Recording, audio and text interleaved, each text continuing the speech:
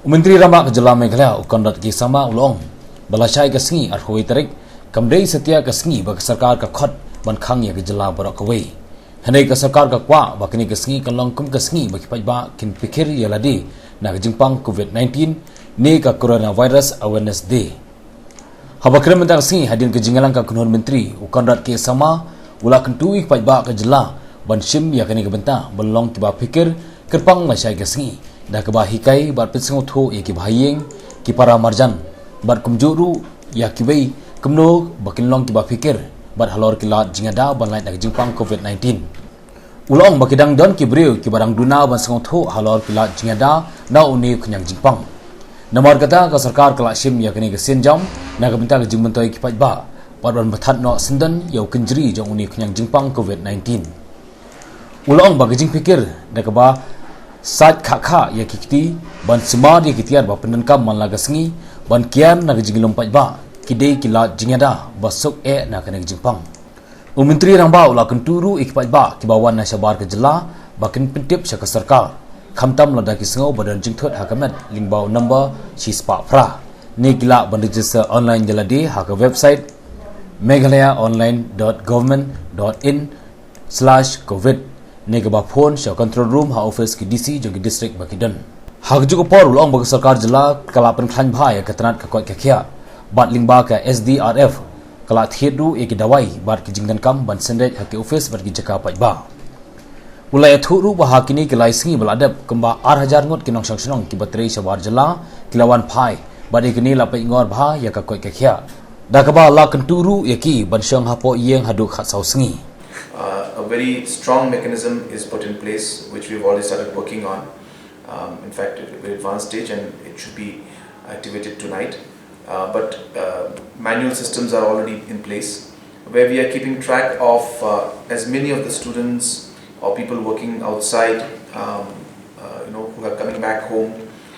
We are trying to ensure that we are able to track them. We are, as of now, we know that about close to maybe 2,000 to 3,000 students and people working outside in other parts of the country, and some outside the world, outside the state, and some outside the country have also come back.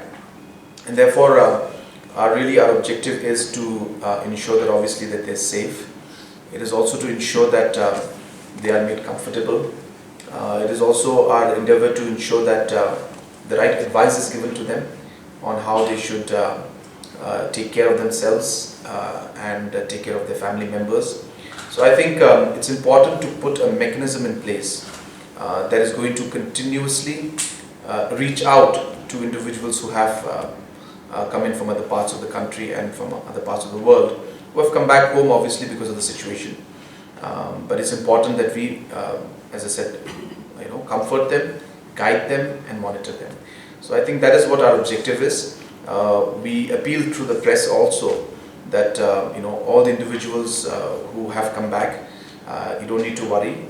It's just being done as a precaution. You just need to inform so that our medical volunteers can simply monitor, call you, and that too on the phone, and just to monitor and keep a track of how things are, and also, as I said, to guide you on what are the things to be done and not to be done. We have a number which is 108, which is already active, and people can simply call in that number and give their name and information on that. At the same time, by tonight or maximum by tomorrow morning, we also have an online registration system that is on, where we urge people go online and you can register yourself and inform us, so that further we can contact and guide you accordingly. So that system should be up, and I think when our message is going from the government side at 7 o'clock, is it, or 8 o'clock? 7 o'clock. In that we will be giving the entire details of what the website will be. So as it's not up yet, so I don't feel appropriate to announce it right now, but it will be announced in that message.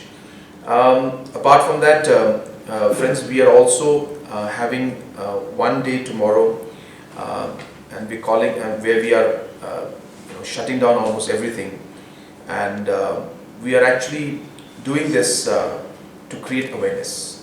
A lot of people feel that it's a lockdown, and why is the government doing this? I want to tell the citizens of our state, it is absolutely not a lockdown. We are in fact calling tomorrow Coronavirus Awareness Day.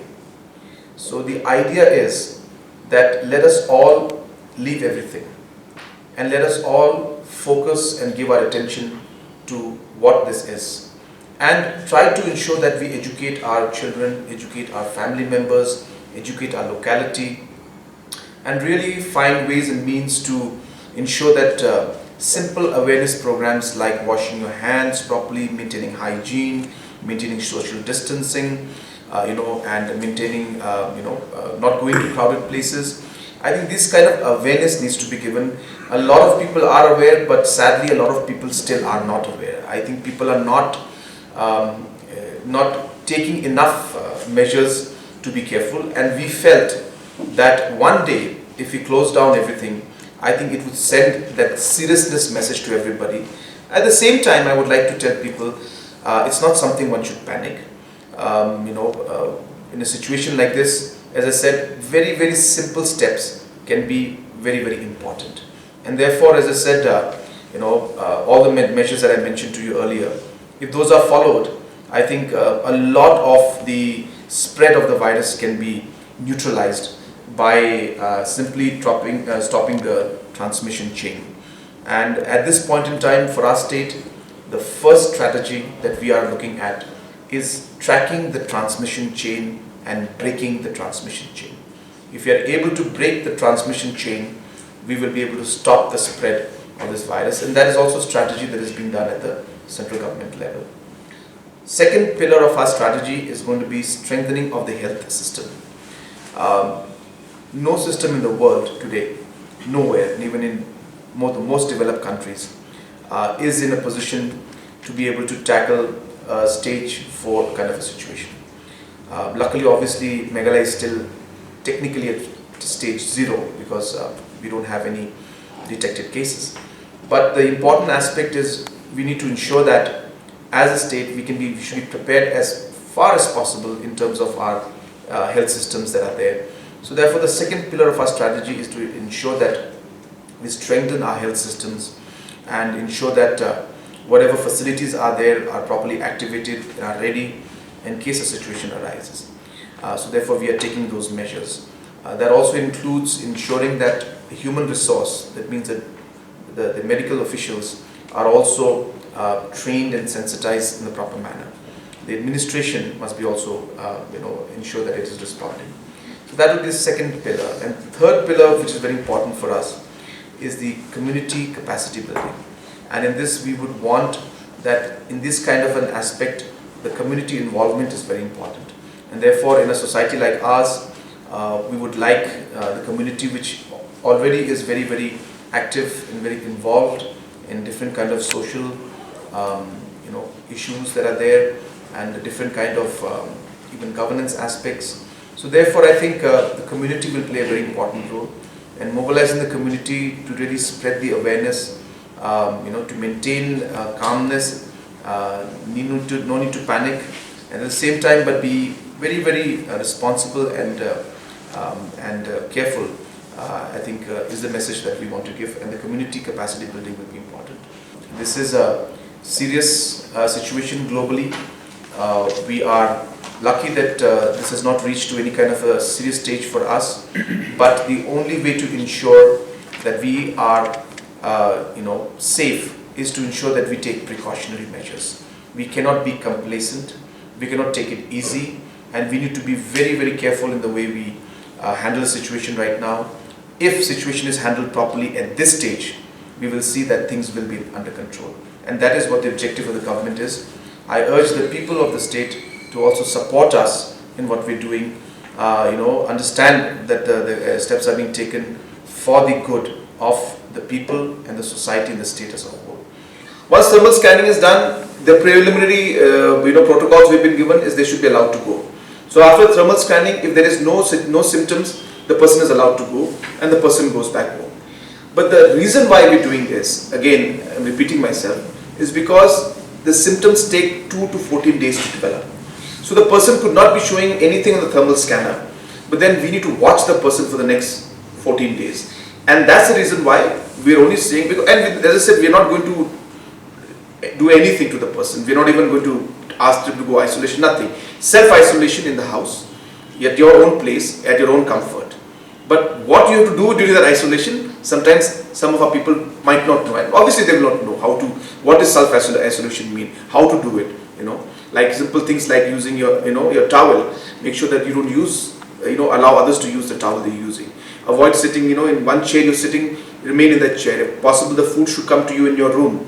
That's simple steps which we feel that we need to tell those people coming in, and that's it, and we just monitor them. So that the whole purpose of this whole thing is, if you can track these 3,000 people, they go home, they come, they land, they go home. If there's no thermal indication that they have got any symptoms, they are going to go home. There's no problem. And like that only, more than 2,000 people have actually come back in the last 3 days.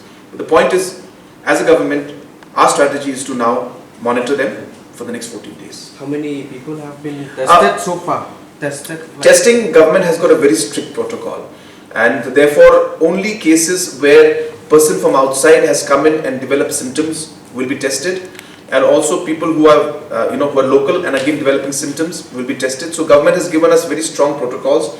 I don't have that with me right now, but we were again mentioned this in the meeting with the Prime Minister, that the testings must be done strictly based on protocol, because the kits that are available are limited. So therefore it must be used in a proper manner, and only in situations where so therefore in the last, I think 2 weeks, about 5 tests have been done. 5? Yeah, yes. About 5 tests. 5 tests have been done approximately. Five. Yeah, I'm sorry, I may be wrong, but 5 tests have been done, and none of them, all have come out negative. So that's the current status. But as I said, the testing labs also, and I would again urge the people also that we don't need to panic in these cases. You see, we need to, it could be a common cold, it could be even a common pneumonia, it could be other ailments also. So we don't need to panic. We don't need to. The protocols will be followed, and system will be followed. We are asking people. 108 is the one-point contact for anything. If you develop symptoms, you feel you want to call, please call 108. If you're coming from outside and you want to inform and want to know what you need to be done, call 108. If you need information or from the government side, what is happening, what's not happening, you can call 108. So it will be a one-point contact for all kind of aspects, so that a clarity and a channel is maintained with the public. So